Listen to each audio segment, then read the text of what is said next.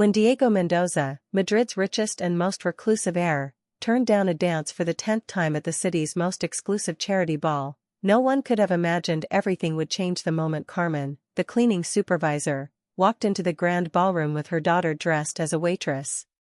What happened in those 10 minutes of waltzing didn't just shock the 300 most influential guests in Spain.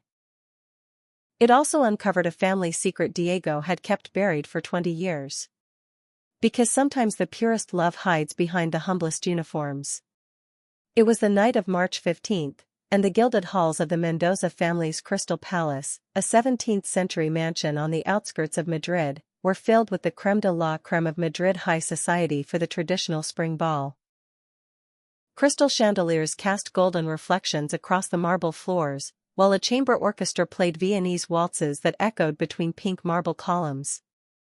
Diego Mendoza, 35, heir to the Mendoza capital financial empire valued at €2 billion, moved among the guests with the icy elegance that had made him famous in elite finance circles. His custom Loro Piana tuxedo and platinum cufflinks, once owned by his great-grandfather, set him apart even among the tycoons present. But it was his steel-gray eyes and controlled smile that kept everyone at a distance. The evening had started like always, a parade of heiresses, models, and industrialists' daughters approaching Diego, hoping to secure a dance, and with it, a shot at his heart and fortune. There was Paloma Vasquez, daughter of a textile magnate, in a Palomo Spain gown that cost as much as a car. Lucia Martín, an international supermodel, dripping in €500,000 worth of Cartier jewels. And Esperanza de Borbón, an aristocratic heiress whose practiced smile hid meticulous calculations about the advantages of marrying into the Mendoza family. One by one, Diego turned them all down with the same cool, distant courtesy. It wasn't arrogance, it was an unbreakable wall he'd built around his heart after the tragedy that had defined his youth. 20 years earlier, he'd lost Esperanza, his lifelong sweetheart and daughter of the family's housekeeper, in an accident that still haunted his nights. Esperanza had been the only woman who ever loved him for who he truly was, not what he owned. She was the daughter of Rosa, the housekeeper who had raised Diego after his mother's early death. Esperanza and Diego had grown up together in the palace, he the young master, she the staff's daughter, bound by a love that defied social norms. On the night of the accident, Esperanza had been running toward the Crystal Palace for her 18th birthday when a car struck her right in front of the estate gates. Diego had found her dying in his arms. Her last words were a promise: "Someday you'll find someone who loves you the way I do, but you'll have to recognize true love, even if it arrives dressed differently than you expect." Since that night, Diego hadn't danced with another woman. He attended society balls out of family and business duty, but his heart had been buried with Esperanza. The high society ladies courted him for prestige and money, but none possessed the pure soul that had defined his first love. As the orchestra launched into yet another waltz and couples glided across the inlaid marble dance floor, Diego retreated to his usual spot. Leaning against the terrace balustrade overlooking the illuminated gardens, holding a glass of Dom Perignon he never actually drank. Whispers from the guests reached him in waves. The society matrons discussed his perpetual solitude with a mix of fascination and frustration. He was Spain's most desirable and unattainable man, the son-in-law every mother dreamed of, the prize every woman wanted to claim, yet he remained as distant as a marble statue. What no one knew was that every night after these events, Diego drove to La Almudena cemetery to place white orchids on Esperanza's grave. It was his ritual of atonement, a reminder that he'd already found and lost true love, and everything else was just a pale imitation. But that night, fate had a surprise in store that would change everything. At 10:30 p.m. As the party reached its peak and the orchestra struck up Strauss's Blue Danube, a discreet figure appeared at the entrance to the main ballroom. It was Carmen Lopez, 52, head of household staff at the palace. For 15 years, she had quietly overseen the mansion's cleaning and upkeep with absolute dedication. Carmen wasn't supposed to be visible during the ball. Staff were strictly required to remain invisible, working from the kitchens and service corridors. But tonight, she had her daughter with her, and that changed everything. Walking beside Carmen was a 24-year-old woman with long brown hair pulled into a neat bun, wearing the black uniform and white apron of the serving staff.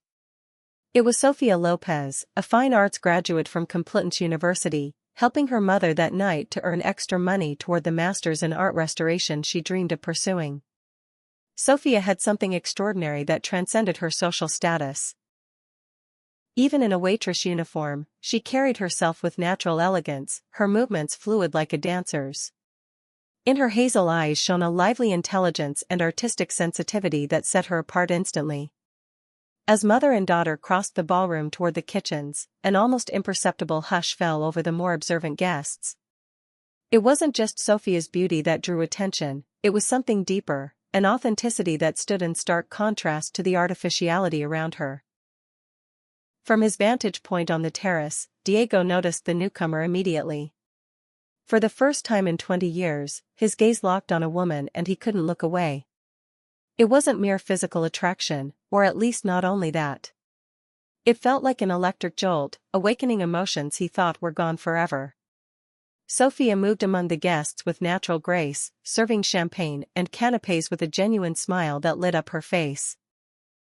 She didn't have the polished, artificial beauty of the heiresses, but she possessed something far more valuable, an inner light that made her magnetic without effort. Diego watched how Sofia interacted with the guests, polite and respectful, but never servile. When a Catalan industrialist made an inappropriate advance, she maintained her dignity, stepping away with class, no scene, but a clear message that her boundaries were firm. She was strong without aggression, gentle without weakness. What struck Diego most was one specific moment.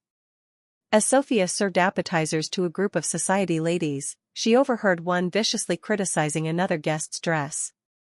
Sofia said nothing, but Diego caught the flash of compassion in her eyes for the woman being mocked. He noticed how she quietly approached the criticized lady later and sincerely complimented her. It was a small, almost invisible gesture, but it revealed a truly noble soul. Diego realized he was watching someone with the rarest quality of all, genuine kindness, something he hadn't seen since Esperanza's death. The orchestra was about to begin the evening's most important waltz, the traditional one that opened the final phase of the ball. As always, every eligible woman watched Diego, hoping to be chosen for the dance that crowned the social event of the year. But for the first time in 2 decades, Diego walked toward a woman. His steps carried him straight to Sofia, who was clearing empty glasses from a buffet table, completely unaware of the attention she'd captured. Diego's heart pounded as he approached. He didn't know what he was doing, only that he had to speak to her, had to discover who this young woman was who had reignited something he thought was dead forever. When Diego reached Sofia, the entire ballroom seemed to hold its breath. Conversations faded, laughter died away, and even the orchestra played softer, as if everyone sensed something extraordinary was about to happen. Sofia was arranging crystal glasses on a silver tray when she felt someone behind her. She turned and found herself face to face with the man she'd only seen from a distance all evening, now standing before her with an intensity in his eyes that took her breath away. Diego looked at her for seconds that felt like eternity. Up close, Sofia was even more captivating. Her skin had the warm glow of someone who worked outdoors. Her hazel eyes were deep and sincere.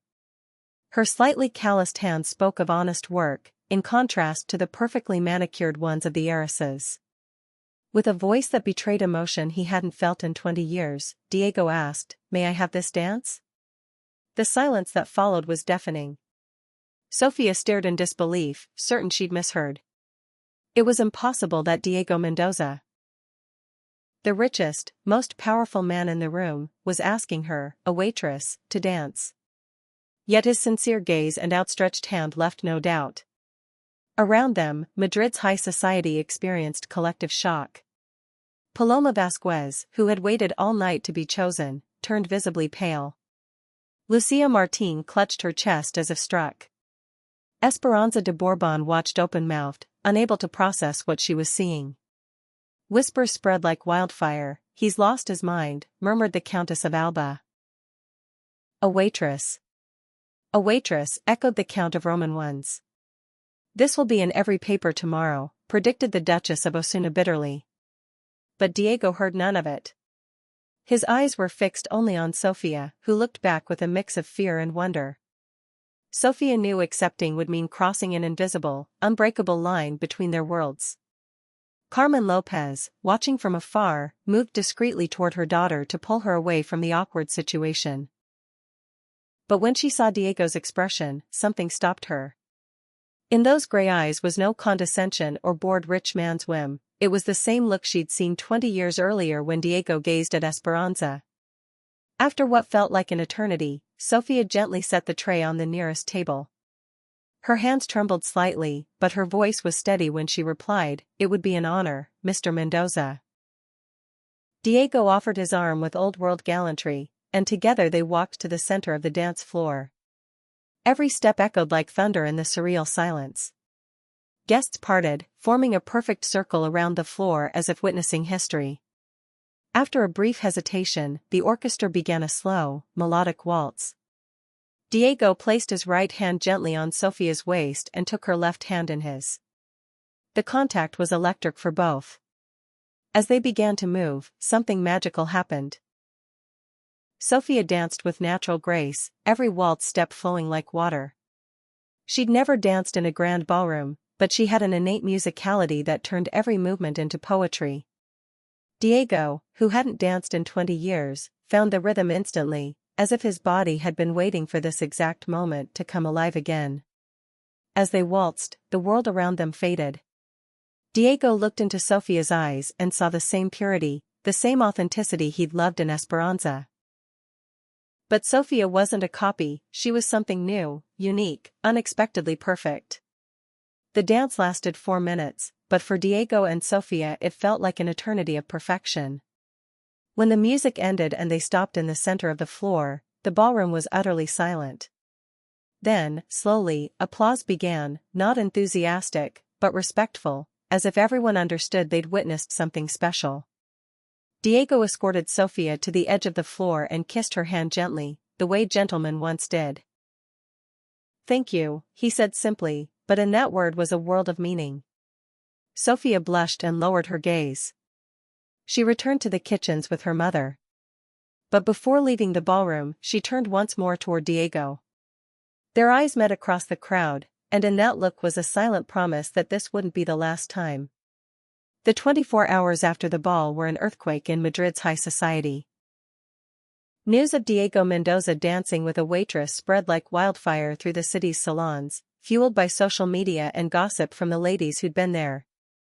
Morning papers ran sensational headlines. "The Billionaire and Cinderella, Scandal at the Crystal Palace," declared El País. "Diego Mendoza shocks guests, dances with domestic staff," proclaimed ABC. Even international tabloids picked up the story, turning the dance into a Europe-wide media frenzy. Diego sat in his 42nd floor office at the Mendoza capital headquarters in the Cuatro Torres skyscrapers, reading the papers with a mix of irritation and resolve.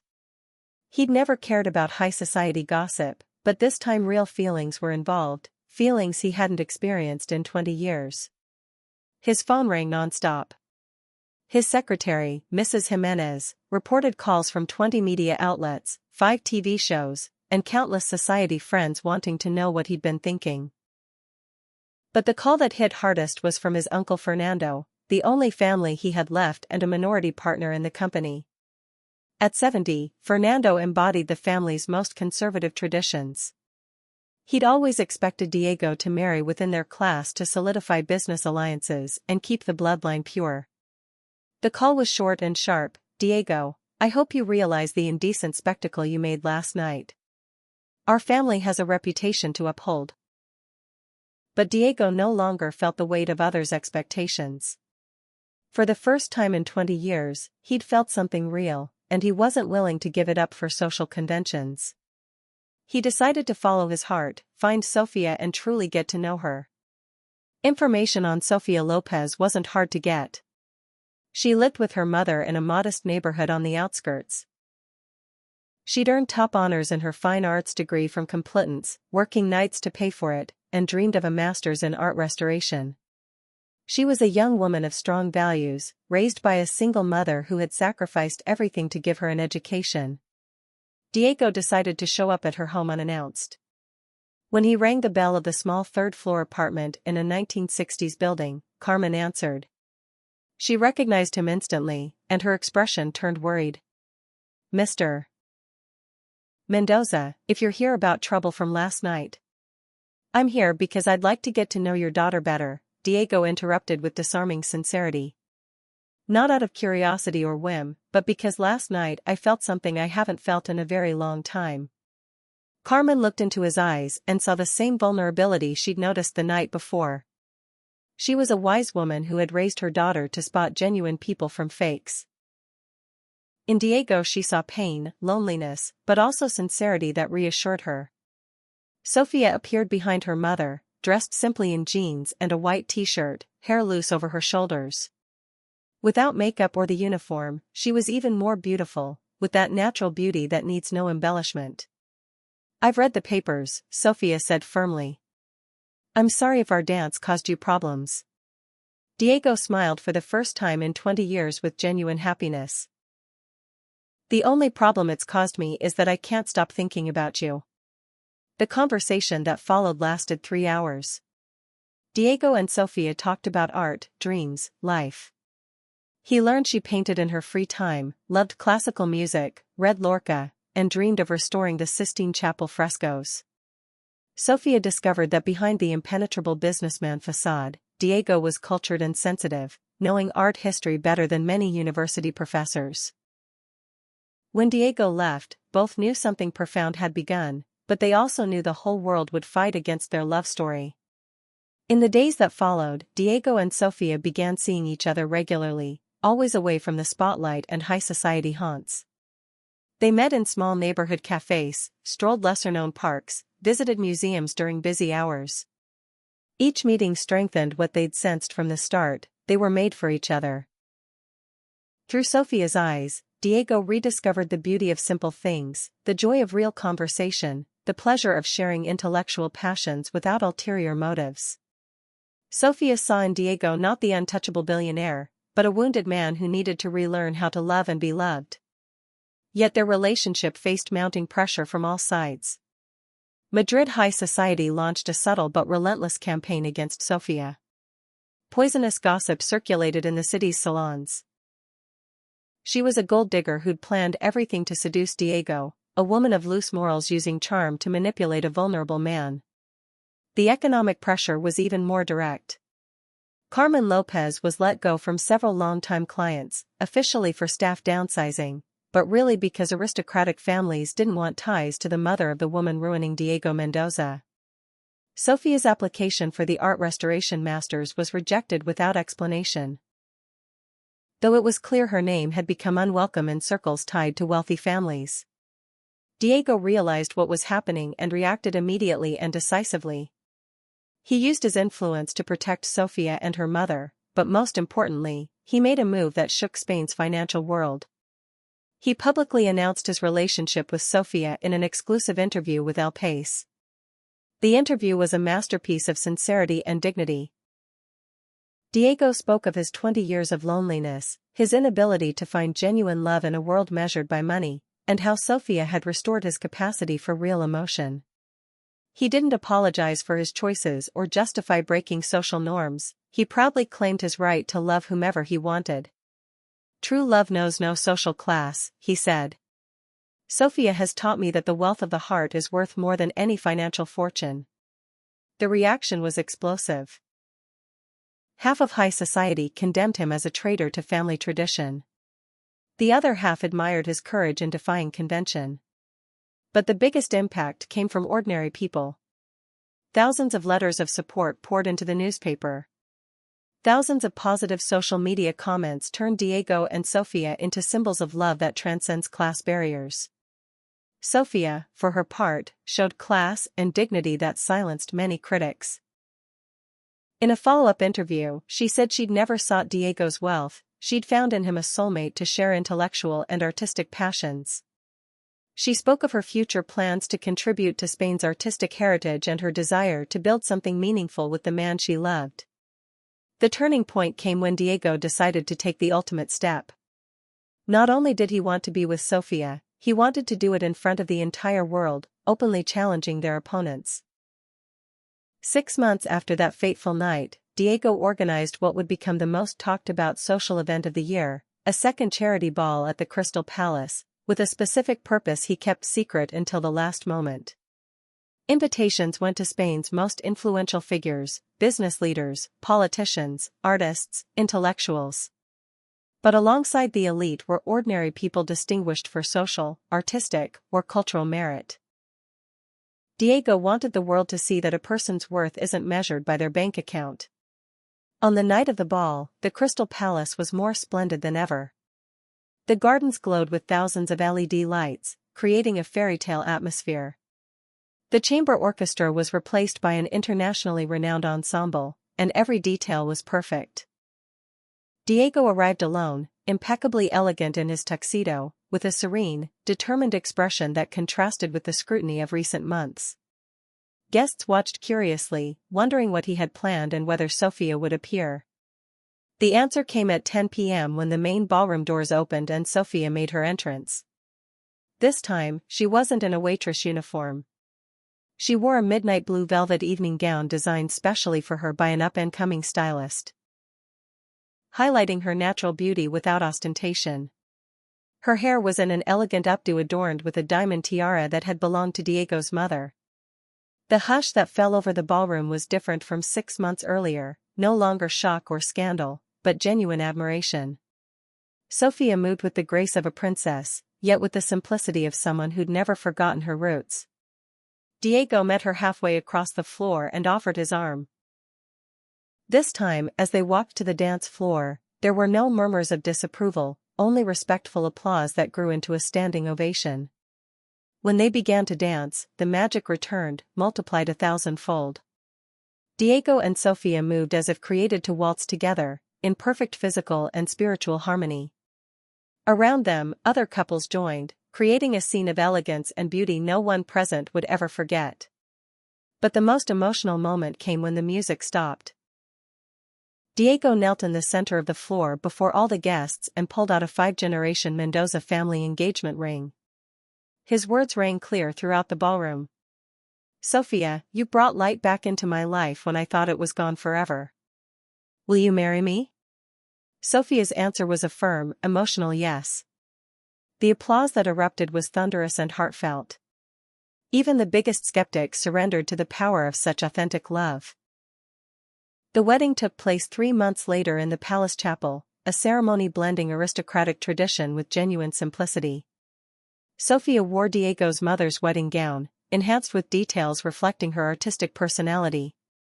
After the wedding, Diego and Sofia founded the Esperanza Foundation, in memory of Diego's first love, dedicated to supporting talented young artists from disadvantaged backgrounds. Sofia became a curator for major art exhibitions, fulfilling her dream of working in restoration and conservation. Their love story became legend, cited as proof that the authenticity of feelings can overcome any social barrier. Diego had learned that true love isn't found in high society ballrooms, but in the hearts of people who see beyond appearances. And every year on the anniversary of their first dance, Diego and Sofia waltz again in the Crystal Palace ballroom, reminding the world that true love is the only wealth that can't be bought, only recognized and cherished by those with hearts pure enough to welcome it.